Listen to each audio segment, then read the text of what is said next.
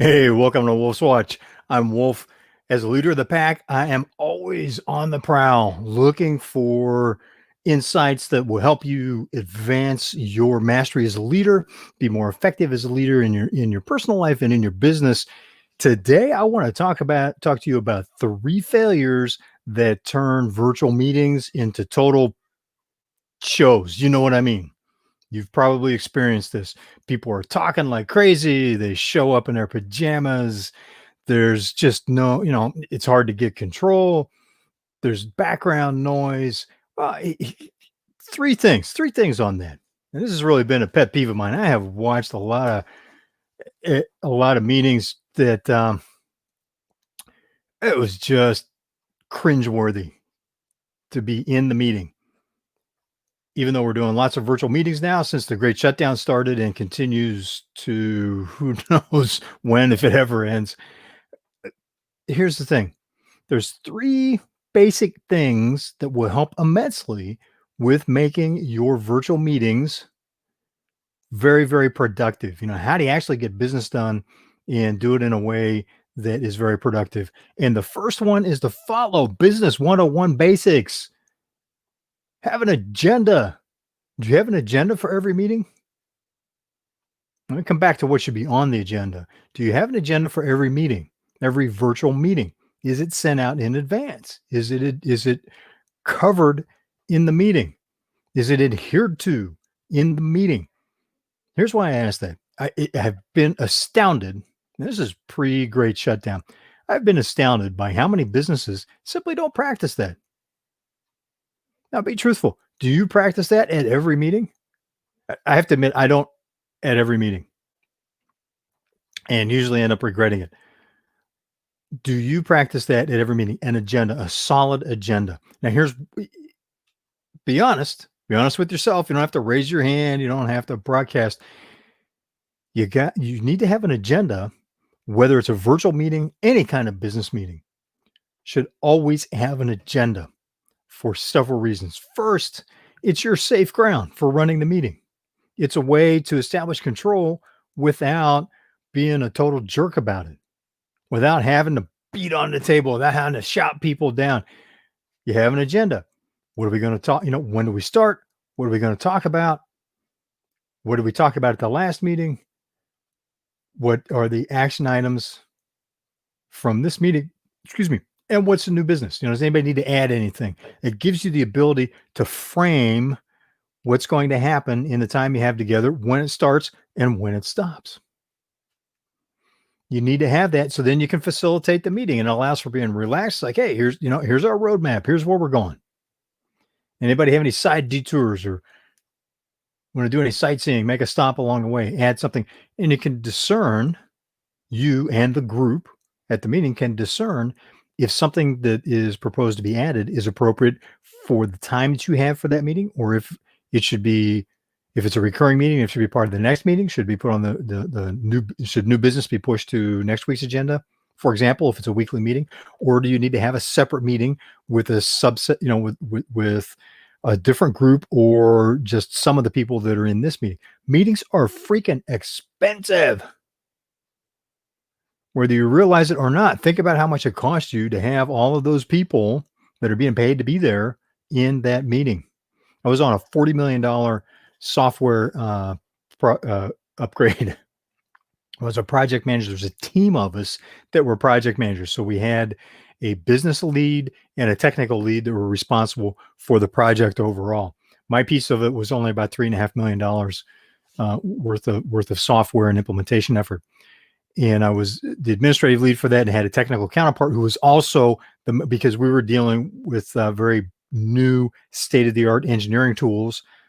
My technical counterpart, my technical co-lead for that particular portion of the overall project, was also the master technical lead for the entire program for all $40 million.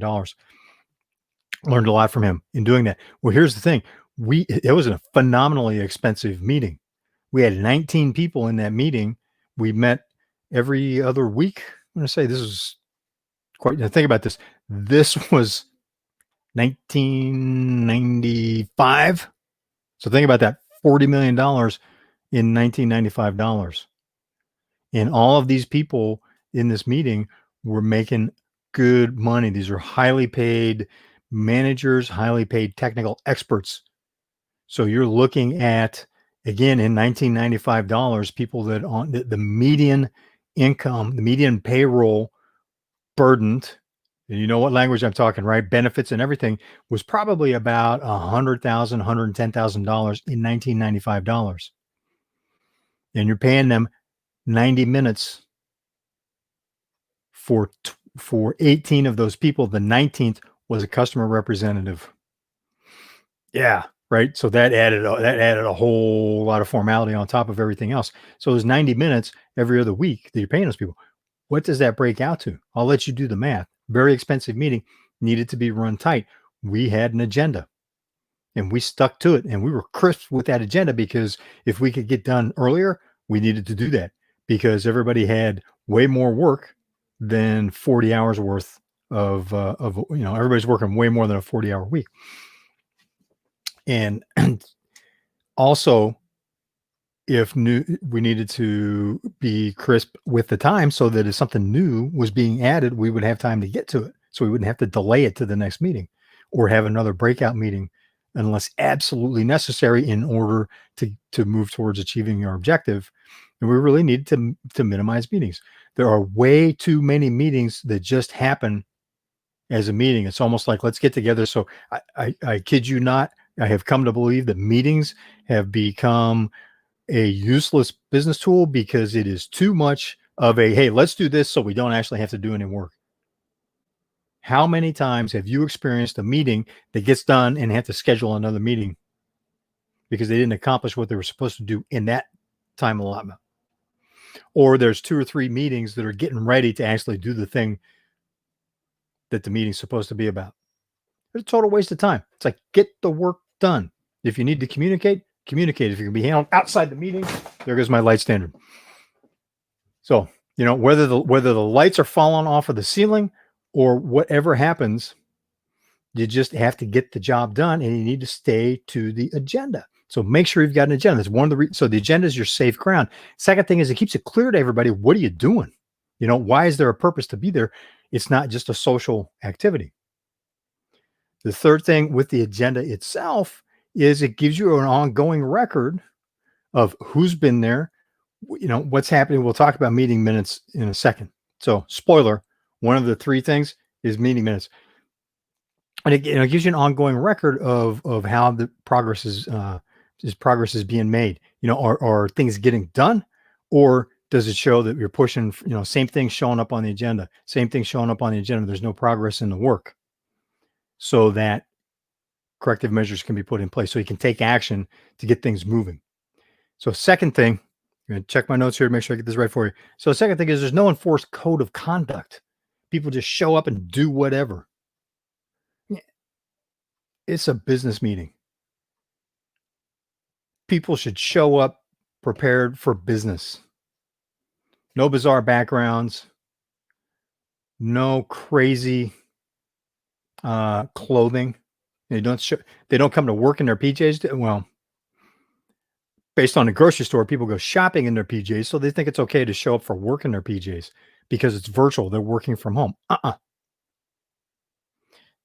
Whatever is on camera needs to be exactly what would be acceptable as if you're in a workplace. But do you set that up that way? As the leader, do you frame that again, right? That frame for what's acceptable behavior in the meeting. Do you set up, hey, look, here's how we're going to conduct ourselves. We're going to start on time. If you're not there be there early, because for example, if it is a 9 a.m. meeting, 5 till 9, everybody's saying hello. We're making sure everybody is supposed to be here is here. 9 o'clock sharp, bam, on your clock, when it says 9 o'clock, 0 minutes, 0 seconds, 0 tenths of a second, 0 hundredths of a second, bam, you're starting the meeting. And if they're late, tough break. You may even want to institute, depending on what virtual meeting tool you're using, you may want to institute controls where people have to knock on the door and be let in. They don't just jump into the meeting. So that if they show up late, guess what? They have to go through the hassle of sitting in the green room, if you will. It's like our broadcast tool that we use for these, for Wolf's Watch. there's a green room. We have a guest comes on, they come to the green room, and we let them in to, let them into the event. So consider doing that. So if people know if they're not there on time, they're going to be late. They may even get locked out. Doors lock at the meeting start time. Have you done that in physical meetings? I've found that to be a healthy way to get control of meetings where people just you don't take it serious. They kind of drift in whenever they want. Yeah, I'm 10 minutes late. Hey, because people will do that for a lot of different reasons. One, if you're not taking it seriously enough to have that type of discipline with it, to institute that type of discipline, and you have got to do it yourself, you can't roll in late. You have to be on time as well. You have to be dressed for business as well. You have to show an appropriate space, whatever's in the background. Get a green screen if you don't have a decent background. Right? Don't show laundry piled up in the back. Don't show a closet in the back. Don't have a mirror, a mirrored door or mirrored wall, something weird, or some kind of wild art on the wall. Get it back. You need to model the way for them as a leader. At the same time, you need to reinforce that and enforce that with everybody that's showing up. They got to be on time and they have to be prepared. If they're not prepared for the meeting, what happens? Everybody else is wasting their time. If somebody has something that has an agenda item and they're not ready, or they're not there on time to do it per the agenda, they're wasting your time. They're disrespecting everybody else that's at the meeting, and you really should not tolerate that. This is business basics, and part of this is too many businesses are lax about this. They slack on this. I'm sure not with your company. You wouldn't do that. Not at your company. Not saying it. Some businesses, way too many, a significant percentage are lax about that kind of stuff. So when it comes into the virtual world, then it's totally out of control. Right? I was in a 3-day workshop last week. And I'll tell you what, I so appreciated how professionally that workshop was run. It was a virtual workshop. It was supposed to be a live event, kept getting rescheduled here in California. And they keep moving the goalposts on when now they've pushed reopening California into an undefined date in 2021. So they were just like, you know what, we're going to do this virtual and we'll see what happens from there. So they did the event virtual. It was the first time they had done it, and it was crisp. They opened up, they had an agenda, but they opened up with setting the standards for here's how we're going to conduct this. Show up on time. Can you work your mic? Can you work your camera? Can you mute and unmute? So that's part of the how we're going to run things. Everybody's mic is muted unless they're presenting or unless they're asking a question or answering a question. And they need to be responsible for turning their mics on and off. At the same time, as a leader, you or whoever is running the meeting for you, if you have someone, this is a good thing to consider as a best practice, have someone else running the controls on the meeting so you can focus on what's going on, see a gallery view of who all's there. If somebody has background noise and they're not minding their mic, mute them. You learn it, or whoever's running it on your behalf needs to learn how to run the meeting software so that they can mute people, so they can turn off their mic if someone shows up in their PJs or has some bizarre background or something going on that's just not appropriate. Boom, you click them off, go into private chat. You need to understand how to do private versus public chat and let them know, go, hey, you know what? You're out of here until you fix this and this, because this is a business meeting and that's not appropriate. If their camera, is their camera angle correct? So part of this is also about making sure that your meeting attendees, that your people, your team understand how to work the meetings, the meeting software that you are using, so they can turn their mic on and off, turn their camera on and off, so that they can use the chat utility. Anything that they're going to need to do, you need to make sure that you work with them on having it ready to go. If it's a more public meeting where you have people invited in, like this workshop, that's the only time that all of us that were there, and it was a large group, not huge. I've been on virtual meetings where there's been several thousand people, and it was a global gathering. I have been on virtual meetings like this one, where even though it was for several days, we still had 110 people, which is a good sized group. Very, very hard to do if we were live. Different to manage virtually. But even if it's 15 or 20, uh, walk them through at the beginning of the meeting, like this group did, and say, okay, we've got this, practice this, toggle your mic on. Okay, great. I can see everybody toggling their mic on and off. I can see you toggling your camera on and off. Do you want everybody to be on camera, or do you want them just so you just got their name? The best practice that has been emerging is get everybody with their camera turned on. It's an accountability issue. It's you can see what they're up to. Are they paying attention? Are they away from their camera? Now, speaking of away from camera, we're all adults. People need to take bio breaks during, if they're going to step away for a moment in a meeting, if they need to get some information they don't have at their workspace, or if they need to step away for a bio break, make sure you let everybody know in advance what the standard is for that. Do they leave the mic on?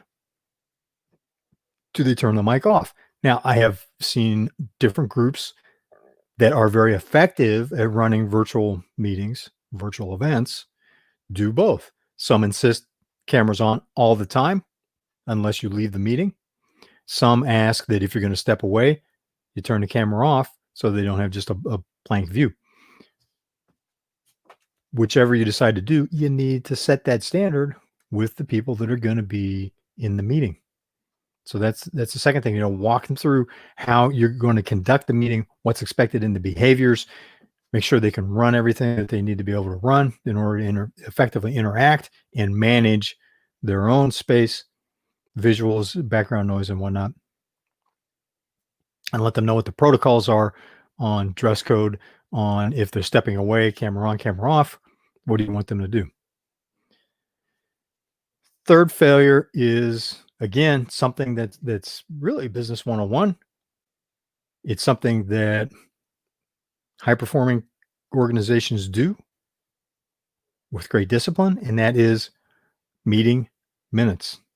Do you keep a record of what was accomplished, what action items were closed out, a copy of what it was that was used to close the action item, the outcome of it, what new business is, what new action items are, who's responsible for it, when the next meeting is, all of the administrivia that goes along with saying, look, we did this.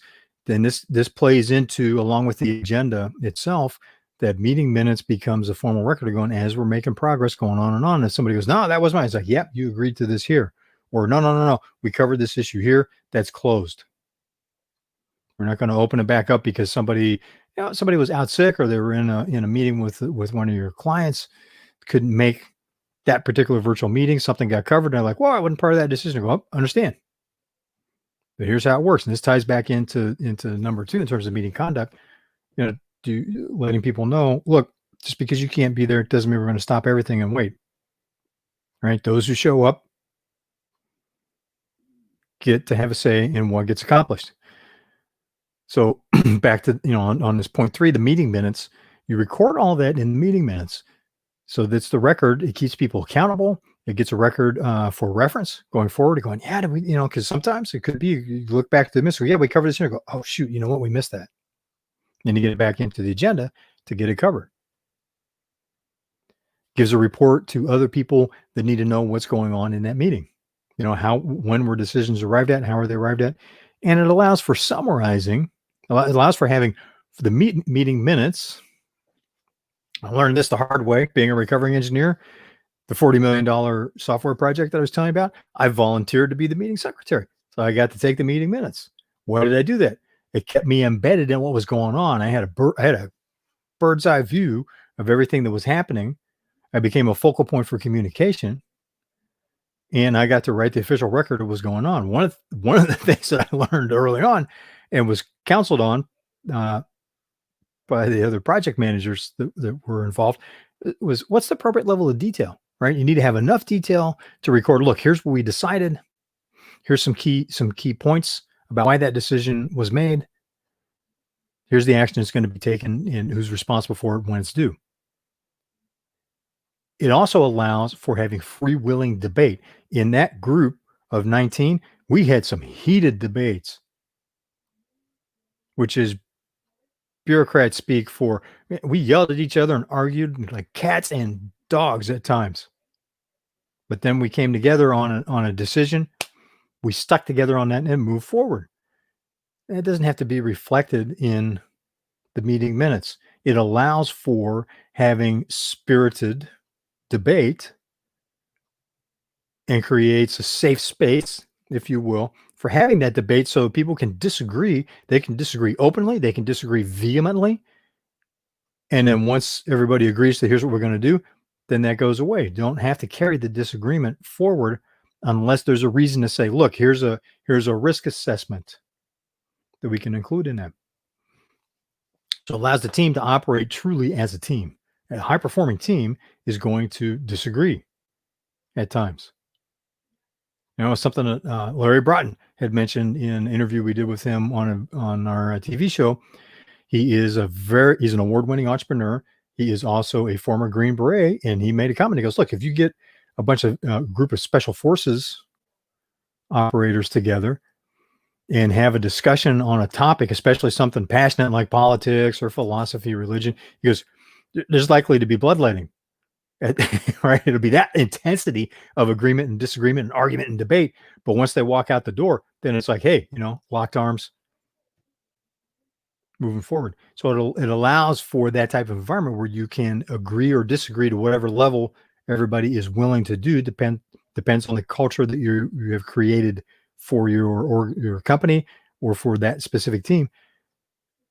Come to an agreement, document what needs to be documented. So there's a record of, look, we made this decision. Here's why we made it. Here's upside, downside. Here's the action that's happening going forward. And then that rolls into the agenda going, okay, you put that, whatever the due date is for the action or review of progress, you put that on the agenda. So this all fits together in a system. But again, this is just 3 simple things that make a huge difference. Way too many virtual meetings I've seen are running off the rails. You got people that just like that, and they're not saying anything. They're off topic. They want to, it's the things you see, the behaviors that you see that are disruptive to getting business done under normal circumstances get magnified in virtual meetings because it's a different look and feel. People are at home rather than at the office. And that puts them in a different mindset where they'll behave differently. They're more open. They're more people that are more reserved, that are shyer, may be coming on strong, like going, whoa, what, wish this person had been doing this for months or years before this, or they're coming on too strong. People that attempt to dominate may be even worse with it, or they may all of a sudden be, kind of home, they're shy. It depends. It invokes a very different set of behaviors. Again, you need to frame that with telling them, look, here's our agenda. Here, 1, this is when we meet. This is the agenda. This is what we're getting done. We're moving on. 2, here's the code of conduct. Here's what you need to know from a technical standpoint to be able to operate in the virtual environment to get the meeting run. And 3rd, you have minutes that document what decisions should get made, why, and what the actions are that need to be taken, and what the results are of actions that have been taken and are being reviewed in the meeting. Basic stuff, all stuff you would do in a normal business meeting, much, much more crucial in the virtual meeting. This is new ground for a lot of people. It requires disciplines that should be in place anyway. And as I said, probably not at your company, right? You've probably never experienced meetings that are totally out of control at your company, or maybe when you worked somewhere before starting your company, or at meetings with clients where it's just like no agenda, everything's all over the place. You meet for 30 minutes and you walk out going, what was that all about? Or someone says, yeah, didn't we, we need to take care of it. No. Someone else says, we did that three meetings ago. We closed that out. It's like, well, I don't know. There's no minutes. There's no record. So you can't tell. All right. Or people are showing up, people show up to a business meeting. Everybody's wearing suits, jackets, dress shoes. And someone shows up, in a Hawaiian shirt, in cargo shorts, and flip-flops. If it's acceptable, fine. But sometimes, you don't want people to be out of sync. And then the whole meeting's like, whoa, wait a minute, because one of the people show up, I didn't know it was a formal business meeting. I, was just at my computer and I came on. So, get everybody on the same page, or to have somebody show up you know, way less than formal. It's like I probably should have shaved before, trimmed the beard a little bit before doing this session. What do you want to present to your clients? If it's a meeting that includes a client, does everybody show up looking, did they primp? Right? Are they giving the appearance that you want your company to have if customers are included in the meeting? 3 simple things. Agenda, make sure that there's a code of conduct and skills that are well defined. And the third is meeting minutes. Business 101, but unfortunately, more uncommon than it should be out in the normal course of business. Now that we're doing virtual meetings, way, way, way, way, way more. And maybe for you, as it is for many of us, you may be doing exclusively because you're still, you're in an area where you're still still subject to the great shutdown and you can't do the face-to-face. So it's more and more important in the virtual environment so that people understand what you need to do. These are your tools that will make it more effective, and it will keep you from stumbling into those, failing to do those. Those are 3 things that if you fail to do them, your virtual meetings will become total shows. They'll run off the rails and it will be something that people go, oh no, right? It's not the kind of meeting you want to have. Got to be efficient with your time. Still got to get business done. And again, it allows that framework so everybody can relax and hopefully have a little bit of fun too. Part of your culture that you're creating in your meetings, in your company, should be that it's an enjoyable experience. Topic for another time. Hope you like that. Hope you enjoyed that. Apply it. Put in the comments. What is your experience with those 3 failures that we talked about? What else is there that you've experienced? What's a best practice that is working for you that could help the other folks that watch this show as well? Other business leaders, other entrepreneurs that they could benefit from. Share that in the comments. And, please click the subscribe button on our YouTube channel, like our Facebook page, where you're watching this. Be part of the community, be part of the conversation, because I really appreciate you being part of the conversation. And that's the intention of this as well. We're watching out for stuff that's going to help you increase your mastery as a leader. At the same time, it's a conversation for all of us because we're all doing that, right? We're all working on our leadership mastery. And I'm glad you're part of that conversation. Thanks for joining this episode of Wolf's Watch. I'm Wolf, and I will see you on the trail.